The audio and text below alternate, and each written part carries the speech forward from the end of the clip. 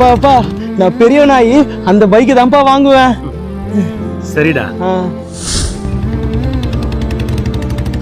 மச்சான் அதோ போது பாடுறா, அதான்டா என்னோட ட்ரீம் பைக்கு. நான் வேலையில ஜாயின் பண்ணி மாச சம்பளத்துல அந்த பைக் எப்படியாச்சும் புக் பண்ணிடுவேன்டா.